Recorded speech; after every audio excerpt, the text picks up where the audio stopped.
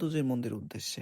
সেজন্যই আমরা শহর থেকে একটা অটো ভাড়া করে নিই এবং অটো দিয়ে প্রায় ২০ মিনিটের মধ্যে আমরা চলে আসি কান্তজির মন্দিরে। আর কান্তজির মন্দিরের ভেতরে প্রবেশ করেই শুরুতে আমার চোখে পড়েছে কান্তজির মন্দিরের গায়ে খুবই ছোট ছোট এবং খুবই নিখুঁতভাবে কিছু নির্দেশন বা চিহ্ন আঁকানো আছে, যা খুবই সুন্দর এবং আকর্ষণীয় এবং চারপাশটাও খুবই সুন্দর। এবং মন্দির দেখা শেষে আমরা ৩ জন বের হয়ে যাই এবং বের হয়ে বাহিরে দেখতে পাই যে একটা সমাধি টাইপ কিছু একটা এখানে আছে। তারপর আমি এবং আমার বাকি ২ জন বন্ধু মিলে একটা ভ্যান ভাড়া করে নিই এবং ভ্যান ভাড়া করে এখন আমরা যাবো হলাম গ্রামের মাঝখান দিয়ে নয়াবাদ মসজিদের উদ্দেশ্যে। এবং যাওয়ার পথেই ছিল এই রাস্তাটা।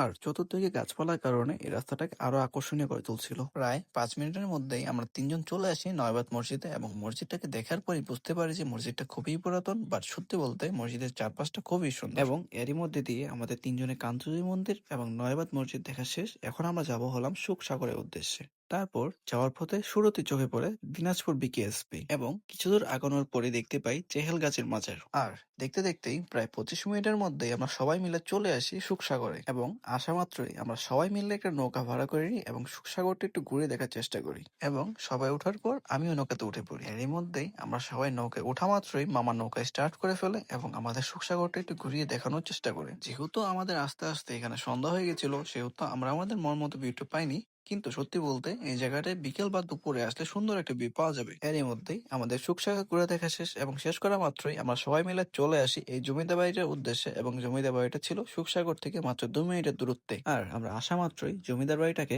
একটু একটু করে ভালো করে লক্ষ্য করে দেখছিলাম যে কোথায় কি আছে। এবং সবাই মিলে হঠাৎ করে লক্ষ্য করে দেখলাম যে বাহিরে একটা পুরাতন জমিদার বাড়ি রয়েছে। এরই মধ্যে দিয়ে আমাদের দিনাজপুর শহর ঘুরে দেখা শেষ এবং আমরা সবাই মিলে চলে এসেছি এখন দিনাজপুর রেল স্টেশনে। তারপর দিনাজপুর রেল স্টেশন ভালো করে ঘুরে দেখা শেষ করেই আমরা সবাই মিলে চলে আসি নাবিল বাস কাউন্টারে। এবং এরই মধ্যে দিয়ে আমাদের সকলেরই দিনাজপুর শহরটাকে ভালো করে ঘুরে দেখা শেষ এবং আমরা সবাই মিলে দিনাজপুর শহরটাকে বিদায় জানিয়ে এখন চলে যাচ্ছি আমাদের প্রাণপ্রিয় শহর টাঙ্গাইলের উদ্দেশ্যে।